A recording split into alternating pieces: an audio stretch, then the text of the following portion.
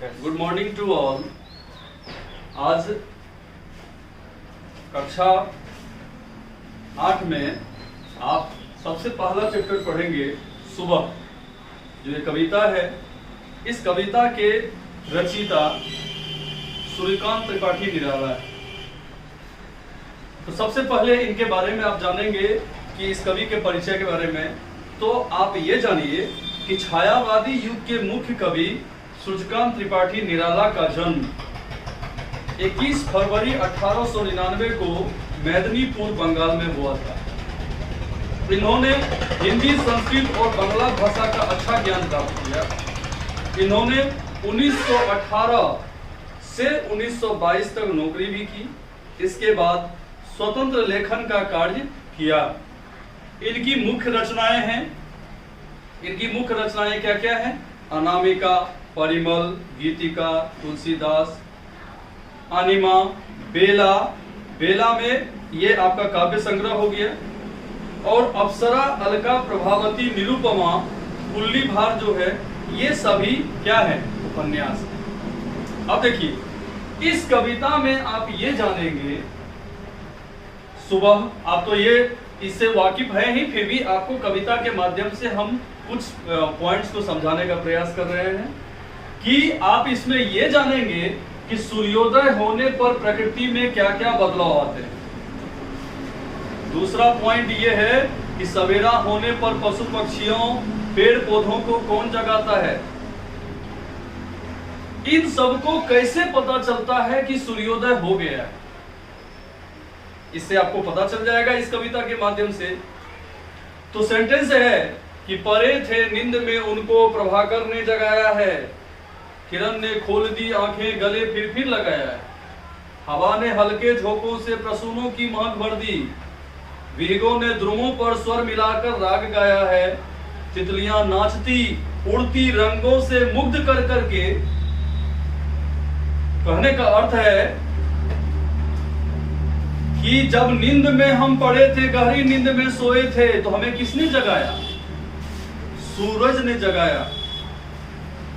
क्योंकि सूरज का ही पर्यायवाची शब्द रवि, दिनकर, भास्कर, दिवाकर वगैरह वगैरह है। तो किरण, सूर्य के प्रकाश जैसे ही हमारे आंखों पर पड़ी तो हमारी नींद जो है वो खुल गई। और हवा के हल्के हल्के झोंकों, जब हवा के हल्के हल्के झोंके जब फूलों पर पड़ी तो वह फूलों की महक चारों ओर बिखर गई। और लगा कि जैसे मौसम जो है, पूरा बाग जो है, पूरा माहौल जो है, पूरा परिवेश जो है, वो सुगंध से भर गया। और सूरज के उदय होने के बाद पक्षियां भी अपने स्वर मिलाकर राग जो है वो गाया। तितलियां भी, वह रंग बिरंगी तितलियां जो है वो उड़कर अलग अलग फूलों पर वह मंडराती नजर आई। अब देखिए, प्रसूनों पर ललच कर बैठती है, मन लुभाया है। क्योंकि जब फूल खिलता है उस पर तितलियां बैठती है। प्रवासी दूर के परिचित किसी से मिलने को आतुर। क्योंकि प्रवासी जो भी हैं, जो दूर के हैं, वह परिचित लोगों से मिलने को आतुर हैं। आतुर मतलब व्याकुल है। प्रकृति ने स्वर्ण केसर से वसन जैसे रंगाया है। और प्रकृति ने स्वर्ण केसर के समान जो है वो वसन के जैसा रंगाया है। वसन मतलब वस्त्र, कपड़ा। उसी तरह से कलोलों से भरे देखा सकल जलचर बनाती है। और जब कलरव से भरा हुआ जब वो देख पड़ा तो जैसे लगा कि उसके जो जलचर हैं वो क्या है? भराती हैं। और ऐसा प्रतीत होता है कि नदी का सिंधु ने अपने संवेद से क्या कराया है? गौना कराया। तो आपको कविता समझ में आ गया। अब ये देखिए, इसका कुछ शब्द है, क्योंकि इसमें इस कविता के माध्यम से, क्योंकि सूर्य प्रातःकालीन जो दृश्य होता है वो बहुत ही मनमोहक होता है। इसमें प्रकृति में बहुत सारे परिवर्तन देखने को मिलते हैं। सूर्य का उदय होना, पक्षियों की चहचहाहट, भौरे का गूंजना, फूलों की महक, ऐसा प्रतीत होता है कि जैसे ये कुदरत का जो एक अजीबो करिश्मा है जो हमें सुबह सुबह प्रातःकालीन दृश्य में देखने को मिलता है। समझ में आ गया?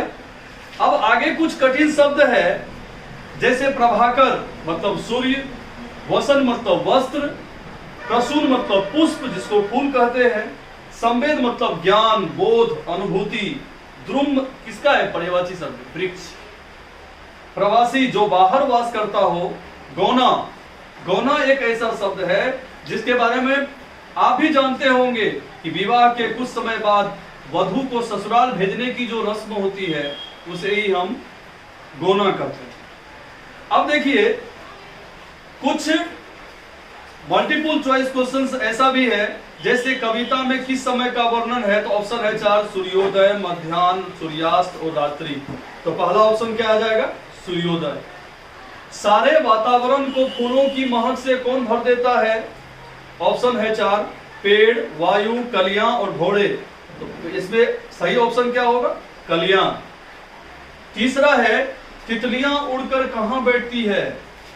फूलों पर, कलियों पर, वृक्षों पर या फलों पर? तो इसका सही ऑप्शन हो जाएगा फूलों पर। फिर है कि नदी के गौने में बाराती कौन है? फलचर, नवचर, जलचर और चर अचर। तो इसका सही होगा जलचर। फिर नेक्स्ट क्वेश्चन है नदी का गौना किसने करवाया? तो ये पहला इसका ऑप्शन है सागर, पानी, हवा और पेड़। इसका पहला ऑप्शन आ जाएगा सागर। समझ में आ गया? अब देखिए कुछ समानार्थी शब्द भी हैं। समानार्थी शब्द होता क्या है? समानार्थी का मतलब है समान अर्थ वाले शब्द, यानी उसमें कोई डिफरेंट नहीं होना चाहिए, अलग नहीं होना चाहिए। जैसे निद्रा है तो क्या लिखेंगे? नींद लिखेंगे। सोना, या सोना दो अर्थ में है। यदि सोना कोई धातु है तो वहां आप जो है उसे स्वर्ण लिखेंगे। यदि सोना मतलब सोना के अर्थ में कहा गया है तो उसका शयन लिखेंगे।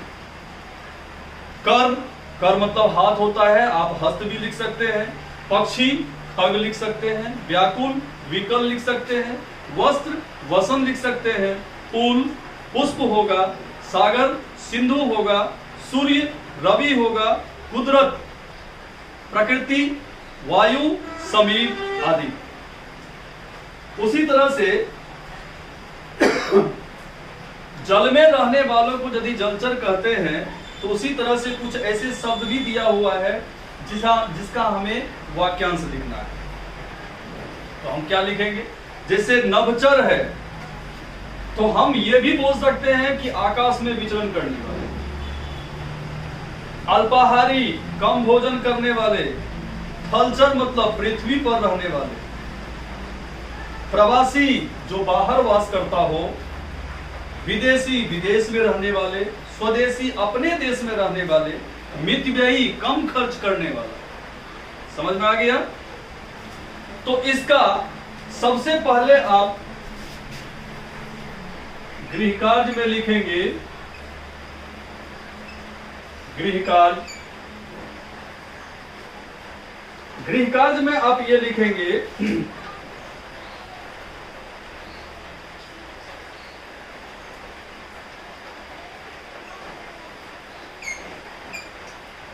कविता याद करें। दूसरा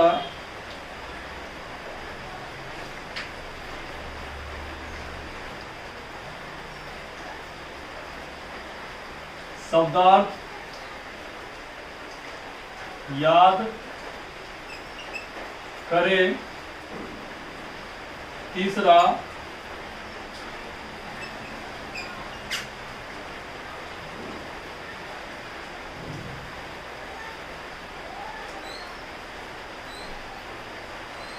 एक पेज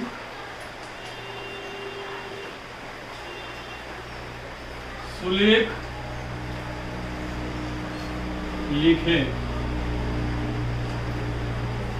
अब आपके दिमाग में ये आ गया होगा कि सर हमें भी कहते हैं सुलेख लिखने के लिए, तो इसका मतलब ये नहीं है। आप यदि कक्षा 8 में पढ़ते हैं तो इसका मतलब आप बहुत बड़े हो गए, ऐसी बात नहीं है। सुलेख हमारी लेखन कला की जो तरीका है उसको वह हमेशा सुधारता ही रहा है। यदि आप कविता को यदि याद करके उसे पुनः फिर से एक रफ कॉपी में 2 लाइन मिलाकर यदि धीरे धीरे लिखेंगे एक पेज, इससे 2 फायदा होगा। पहला यह है कि आप कविता भी आपको याद हो जाएगा और साथ साथ आपका जो शब्द में हर्षिकार, दुर्गिकार, हर्षुकार, दुर्गुकार का जो मिस्टेक होता है वो कभी नहीं होगा। इसलिए बच्चों इसमें सबसे पहले कविता याद कीजिए, उसके साथ ही साथ वर्ड मीनिंग भी याद कीजिए और एक पेज तुरंत सुलेख लिखिए, क्योंकि आपके पास पर्याप्त समय है, आप आराम से कर सकते हैं। इसमें तनाव लेना कुछ भी नहीं है। जहां कहीं भी कोई दिक्कत हो तो कमेंट बॉक्स में जरूर लिखें। मैं हमेशा प्रयास करूंगा कि आपकी सारी परेशानी को हम दूर कर दें।